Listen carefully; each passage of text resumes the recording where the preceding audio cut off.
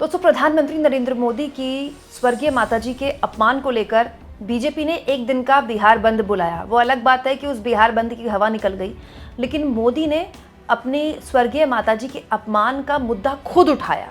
बाकायदा उसके लिए वो भावुक हुए, वो रोए जाहिर तौर पर, क्योंकि दोस्तों माँ किसी की भी हो, माँ तो माँ होती है, तो माँ के अपमान पर तो कोई भी बेटा रोएगा। लेकिन अब जो खबर आई है दोस्तों, मैं आपको यकीन बताती हूँ कि मैंने अपने पत्रकारिता के करियर में ऐसी खबर कभी नहीं देखी। क्या अपने राजनीतिक फायदे के लिए अपने स्वर्गीय माता पिता के पिंडदान का भी इस्तेमाल किया जा सकता है? बहुत गलत बात है, मुझे ये नहीं बोलनी चाहिए। लेकिन दोस्तों, ये सवाल तो उठेंगे ना, क्योंकि प्रधानमंत्री नरेंद्र मोदी माताजी की, अपनी स्वर्गीय माताजी के अपमान में रो रहे थे। जबकि अजीब बात यह है कि जब उनका पिंडदान हो रहा था तो मोदी जी रोड शो कर रहे थे, रैली कर रहे थे। और उससे भी बड़ी अजीब बात यह है दोस्तों कि पीएम मोदी अब दोबारा से अपनी माताजी का पिंडदान करने वाले हैं। दोस्तों, आपके सामने भी ये खबर आई होगी कि 17 सितंबर को बिहार के गया जी पहुंचने वाले हैं मोदी जी, और यहाँ पर विष्णुपद मंदिर में हिंदू धर्म के हिसाब से वो पिंडदान करेंगे, और ये बहुत ही पवित्र स्थल माना जाता है। और आप जानते हैं पितृपक्ष भी चल रहा है, जाहिर तौर पर यहाँ पर आएंगे अपनी स्वर्गीय माताजी का पिंडदान करने के लिए। किसी को कोई आपत्ति नहीं होनी चाहिए भाई, अपने माता पिता का पिंडदान करना तो हर औलाद का धर्म होता है, कर्तव्य होता है। लेकिन दोस्तों, इस पूरे मामले में एक दो चीज़ें हैं जो आपको देखनी चाहिए, समझनी चाहिए। क्योंकि दोस्तों, सुप्रिया शनेत ने 2 फोटोज शेयर की हैं। सुप्रिया शनेत के हिसाब से प्रधानमंत्री नरेंद्र मोदी की माताजी और उनके पिताजी का पिंडदान तो हो चुका है। ये देखिए, टाइम्स ऑफ इंडिया की एक खबर शेयर की है सुप्रिया शनेत ने, जो कि मैंने क्रॉस चेक की है और बिल्कुल सही निकली है दोस्तों। पिंडदान of PM Narendra Modi mother father done in Varanasi. PM Modi का वाराणसी संसदीय क्षेत्र, जहाँ के दशाश्वमेध घाट में पीएम मोदी के जो सबसे छोटे भाई हैं, उन्होंने दोस्तों अपने माता पिता का पिंडदान कर दिया है। और ये तारीख है 7 मई 2023 की। अब इसमें भी एक इंपॉर्टेंट जानकारी जो कि सुप्रिया शनेत शेयर कर रही हैं कि इसी दिन को 7 मई 2023 को प्रधानमंत्री जानते हैं क्या कर रहे थे? प्रधानमंत्री कर्नाटक में रोड शो कर रहे थे, और उसके बाद उन्होंने एक रैली को भी संबोधित किया। तो ना केवल पीएम मोदी की माताजी का ऑलरेडी पिंडदान हो चुका है, जो कि उनके सबसे छोटे भाई कर चुके हैं, बल्कि ये पिंडदान जब हो रहा था तो मोदी रोड शो कर रहे थे, रैली कर रहे थे। तो दोस्तों, बड़ा सवाल ये कि जब माताजी और पिताजी का पिंडदान हो चुका है तो मोदी दोबारा पिंडदान क्यों कर रहे हैं? दोस्तों, मोदी जी 6 भाई बहन हैं आपस में। सबसे बड़े भाई का नाम है सोम भाई, फिर अमृत भाई, फिर तीसरे नंबर में हमारे मोदी जी आते हैं, उसके बाद प्रहलाद भाई, उसके बाद बसंती बेन, मोदी जी की बहन भी हैं एक, पंकज मोदी। जो सबसे छोटे भाई हैं मोदी जी के सब भाई बहनों में, उनका नाम है पंकज मोदी जी। पंकज मोदी जी 2023 7 मई को अपने माताजी और पिताजी का पिंडदान कर चुके हैं, वो भी मोदी के संसदीय क्षेत्र बनारस के दशाश्वमेध घाट में। तो दोस्तों, होता क्या है, पिंडदान कोई भी बच्चा कर सकता है, और इसमें क्या है कि अगर आपने पिंडदान कर दिया तो वो सभी भाई बहनों का माना जाता है, क्योंकि माता पिता तो सबके एक ही है ना, चाहे आप 6 भाई बहन हो, चाहे आप 2 भाई बहन हो, चाहे आप 5 भाई बहन हो। तो बड़ा सवाल दोस्तों मेरे मासूम मन में ये खड़ा होता है कि 7 मई को जब स्वर्गीय माताजी और पिताजी का पिंडदान हो चुका है, तो मोदी जी बिहार चुनाव से पहले क्या स्पेशली गया जी इसलिए आ रहे हैं कि वो माताजी का पिंडदान करें? और दोस्तों, एक और जानकारी मैं आपको देती हूँ कि प्रधानमंत्री जब यहाँ पिंडदान कर देंगे स्वर्गीय माताजी का बिहार में 17 तारीख को, तो इसके बाद उनका एक भव्य रोड शो भी होने वाला है, और उसके बाद यहाँ पर वो एक रैली को भी संबोधित करने वाले हैं। मतलब पिछली बार जब पिंडदान हुआ था तो भी मोदी जी ने रोड शो किया था, रैली की थी। इस बार जब पिंडदान कर रहे हैं मोदी, तो भी रोड शो कर रहे हैं, रैली कर रहे हैं।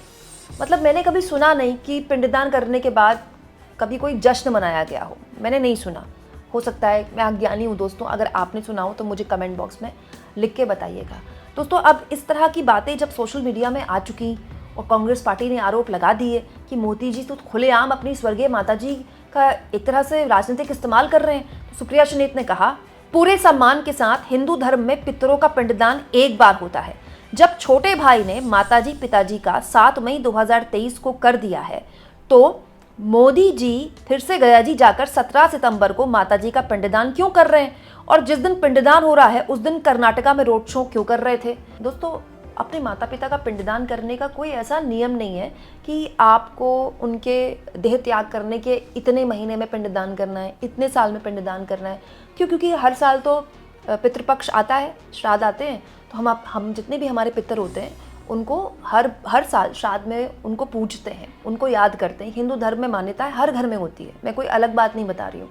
लेकिन कई बार माता पिता का पिंडदान स्पेशली गया जी जाकर या फिर बनारस जाकर किया भी जाता है, इसमें भी कोई दिक्कत नहीं है।